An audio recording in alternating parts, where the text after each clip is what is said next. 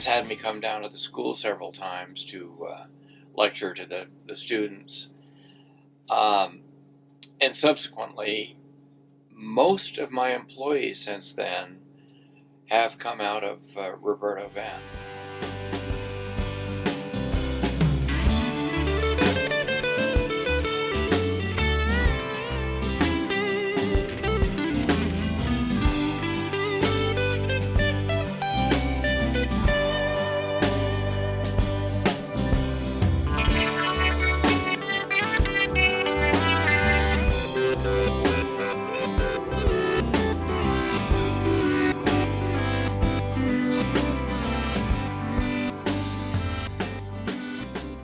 We hardly ever do repair work. Right. I mean, obviously we'll do repairs as we need to on our own instruments, but and I take on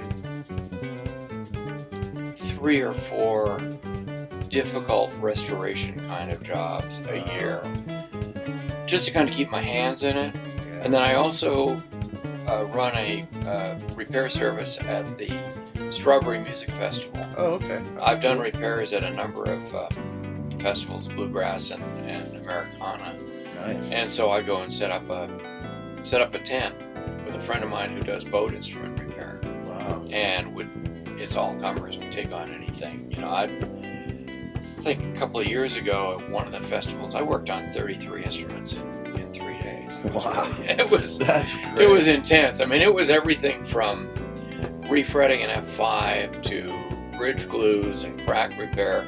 A lot of setup work, a lot of simple stuff. Yeah.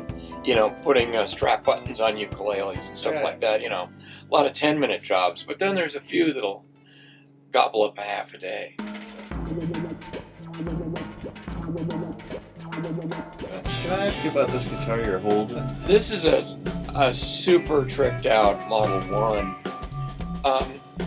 This one has a top and back of giant sequoia from a tree that was 2,800 years old when it fell. And then the sides on this one are Western red cedar. There's a body core, and then I've laminated the redwood, the giant sequoia to the top and the back. And it's got these ridiculously pimped out tuners. These are made by Godo, and I got them in Japan in 1976. The This first is time I so went there. awesome. Yeah, it's actually a traditional decorative pattern in some high-end Japanese stuff, where it's chips of abalone shell set in a black lacquer matrix. So yeah, this one is pretty pimped out. Abalone purfling here, there, and everywhere, and the abalone truss rod cover. We could have gone with a fancy fingerboard inlay, but it didn't need it.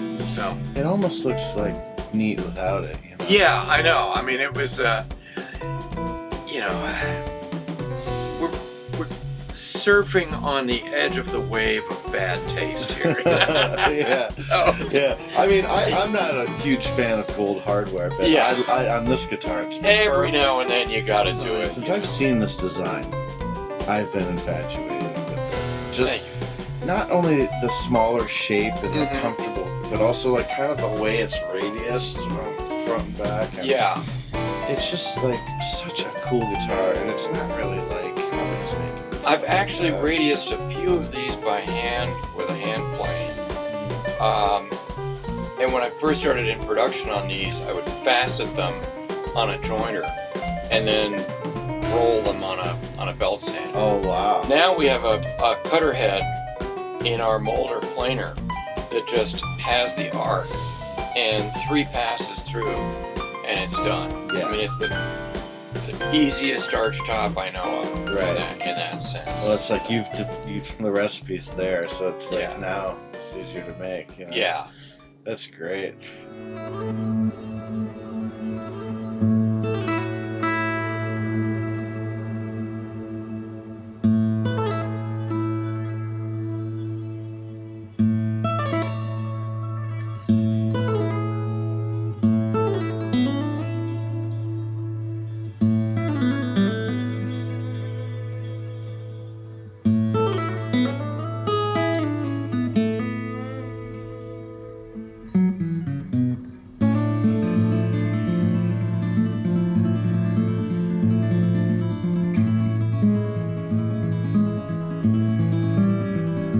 years back, John would come up here every summer to resaw wood for the coming year's classes. Oh, okay. So we have a Baker 20 horsepower band resaw here. The school now has one. Right.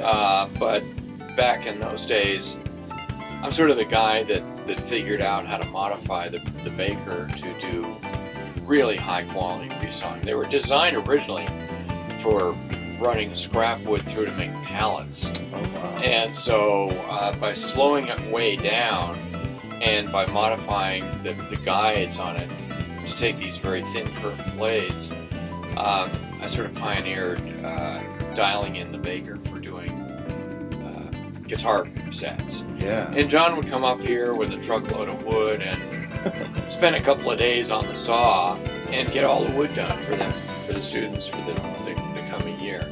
And then he realized, that with the amount of wood he was sawing, he should just have a saw. So he got one.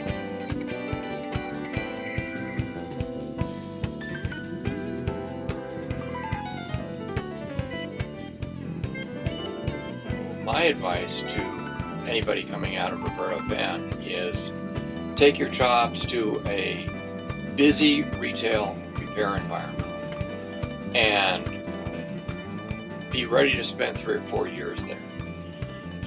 For instance, you are not going to get good at fretwork building one guitar at a time.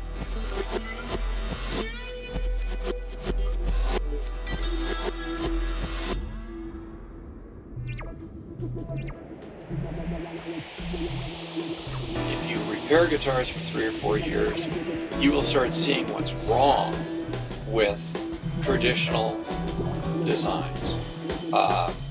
Why do you always seem to need to do a neck reset on one? What is it inherent in the traditional guitar design that makes them slowly deform? And this is true for any of the traditionally made acoustics, Guilds or Gibsons.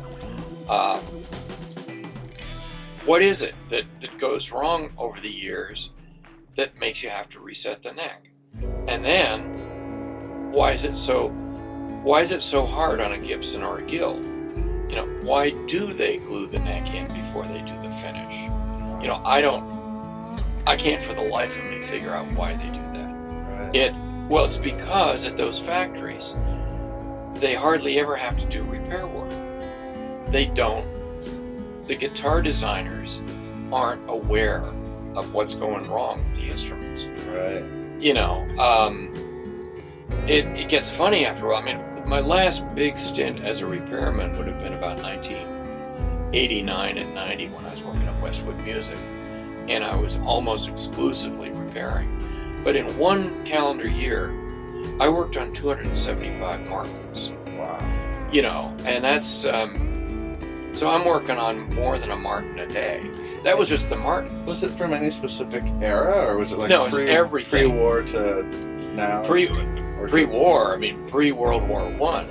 I didn't work on any pre-Civil War Martins that year.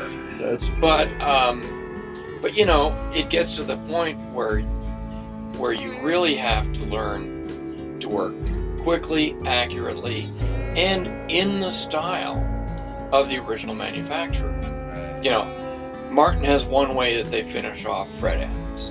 Gibson has a completely different way that they do it. I refretted a 1944 D45. He brought it in and I looked at it and I said, these are the original frets. This guitar is worth $125,000. And that was in 1990. Wow. And I'll do a refret, but I want you to understand that, that this is a refret. He said, I don't care.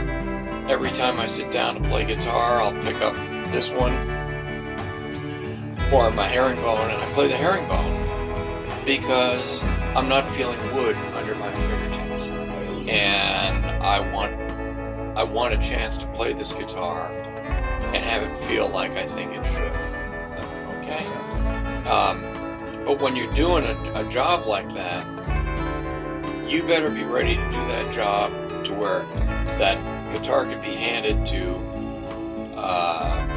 George Croon or Richard Johnston or crank board, and the first thing they would not say is, "Oh, a refret. Too bad."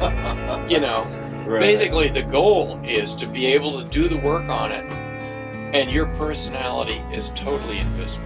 Right. It doesn't look like anything got done to it. You Now, know? is that hard for someone like you? Because, I mean, I don't know you, but I know that your work is very unique. No, it's not hard for me at all You can because separate that. yeah. I mean, and it's one of the reasons why I do take on a few repairs a year. I enjoy the act of disappearing from the guitar and making it be what it was to be in the first place.